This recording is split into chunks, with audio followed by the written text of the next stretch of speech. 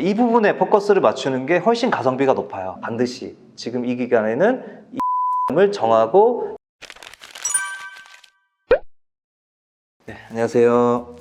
이제 면접을 앞두고 있는 학생들을 위해서 이 영상을 지금 제작하고 있는데요. 아무래도 지금 많이 걱정이 되고 고민이 되시겠죠. 그리고 또 그날 과연 잘할 수 있을지 이런 것부터 해서 면접에 대한 과대한 고민을 많이 하고 계실 것 같아요. 근데 일단은 지금 남은 기간 동안 어떻게 준비하느냐에 따라 합격하실 수도 있고, 또 준비 방향이 잘못되면 아쉽게도 안 될 수도 있겠죠. 근데 제가 여러분에게 지금 조언 드리고 싶은 것은, 홍대 면접의 유형이 총 4가지가 있습니다. 일단은 문제를 풀어야 되니까 문제에 따른 유형이 2개가 존재하고, 나머지 하나가 전공적성, 그리고 마지막이 인성, 이렇게 저는 4가지로 보고 있거든요. 그러면 남은 기간 동안 일단 문제를 잘 푸는 게 제일 중요하겠죠. 왜냐면 문제풀이 수준에 따라 역량이 너무 직접적으로 딱 다가오니까, 그러면 그 변별력이 매우 크기 때문에 잘하는 학생과 못하는 학생의 차이가 이제 뚜렷해요.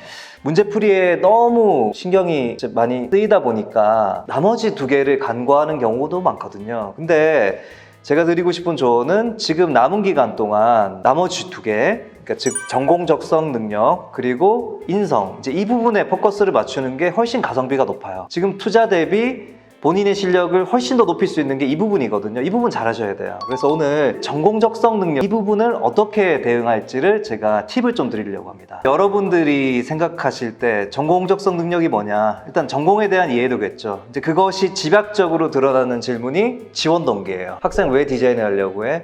학생 왜 이과에 지원했어? 이제 이것이 전공적성을 능력을 드러낼 수 있는 가장 핵심적인 질문이니까, 이 질문에 대한 답변이 매우 중요하다고 보셔야 되거든요. 근데 여러분들 이 질문 답변 제대로 준비되지 않았을 확률이 높습니다. 올바른 방향의 준비법을 지금 2가지 팁을 드리려고 하거든요.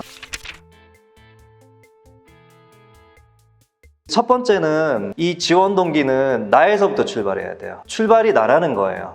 그러면 나에서부터 점점 범위를 확장시켜야 되거든요. 나에서 출발해서 가족, 그리고 친구, 그리고 학교, 동네, 도시, 사회, 환경, 이렇게 단계적으로 넓혀가셔야 돼요. 근데 나에서부터 출발한 이 생생하고 구체적인 경험, 정말로 땅에 발을 디디고 있는 본인의 생각, 이 생각은 내가 집에서 부모님들이랑 동생이랑 언니랑 이렇게 직접적으로 상호작용하면서 본인의 생각이 나와야 되고, 그 생각이 이해되고 설득되고 전달돼야 되잖아요. 그게 해결되지 않은 상태에서 곧바로 나는 인간을 위한 디자인을 하고 싶어요, 무엇인가 환경을, 지금 너무 기후위기 때문에 인간들이 고통받게 돼 있어, 이제 이런 부분들을 디자인으로 해결하고 싶어. 이런 부분들은 너무나 피상적이고 허황되고 마치 부유하는 생각처럼 느껴지니까 이 단계를 다 건너뛰어 버린 거거든요.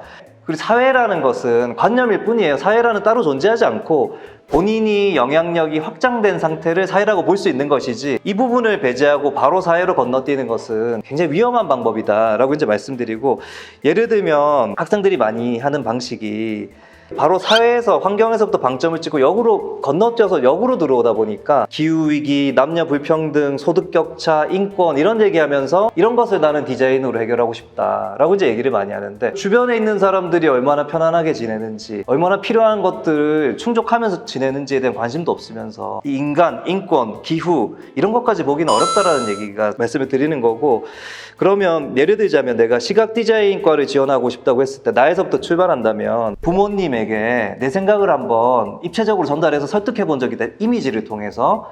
그리고 뭐 친구에게 감동적인 카드를 한번 만들어서 친구의 마음을 움직여 본 적이 있다든지, 학급에서 놓치지 말아야 될 중요한 이슈들을 정리해서 시각적으로 학생들이 호기심을 가지게 만들고 그것에 참여하게 만들었다든지, 이런 식으로 자기가 영향력을 끼칠 수 있는 범위 내에서 이 문제를 점차적으로 단계적으로 해결해 온 과정을 보여주는 것이 훨씬 더 합당하다라고 보시는 게 맞습니다. 그랬을 때, 듣는 사람이 들었을 때 이 친구는 진짜 이걸 했구나, 그리고 정말 땅에 발을 붙이고 진짜 했던 걸 가지고 이야기를 하고 있구나, 이 느낌과 너무 관념적인데, 너무 허황됐는데 이거 어떻게 하려고 그래 라는 이 생각의 차이가 너무나 크기 때문에, 여러분은 제 출발점을 나에서부터 출발하시는 게 방법이다, 이렇게 보셔야 되고, 이게 어렵죠. 어렵고 그렇기 때문에 두 번째 팁이 필요한 건데 롤 모델이 필요해요. 이게 무슨 말이냐면 나에서 출발해서 점점점점점점 이제 사회까지 가게 된 건데 이제 롤 모델이라고 하면 영향력이 큰 사람이잖아요. 그러면 아까 나에서 출발해서 이 사람은 사회까지 환경까지 간 사람이란 말이에요. 그러면 이 사람이 어떤 단계를 가지고 이렇게까지 이 프로세스를 거쳐서 여기까지 이르렀는가를 한번 봐야 되는 거죠. 아, 여기서부터 출발해서 이런 식으로 단계적으로 가서 이 영향력이 미쳐 있구나를 보는 것과 그걸 보지 않은 상태에서 또 관념으로 어떻게 할 거야, 구제할 거야, 기후위기를 극복하게 만들 거야, 평등한 세상을 나는 만들 거야, 이제 이런 식으로 가는 거는 사실은 듣는 사람 입장에서는 아까 말씀드린 것처럼 매우 허황되게 느껴지니까 본인이 생각하는 나와 취향과 감성이 맞는 내가 만족스러운 디자이너 롤 모델을 찾으시고 그 사람이 이 공백을 어떻게 메꿨는지를 한번 역으로 추적해 보시는 것이 가장 합당한 방법이라고 생각해 보시면 좋을 것 같아요. 내가 디자이너로 할 수 있는 것이 이런 일이고 그리고 이런 일을 디자이너 혹은 작가로 할 수 있는 어떤 차별성 이런 거구나를 이 롤 모델을 통해서 가장 적확하게 이해할 수 있게 될 거니까 반드시 지금 이 기간에는 이 사람을 정하고 이 사람에 대해서 알아보는 것이 중요한 작업이다. 이렇게 보시면 될 것 같아요.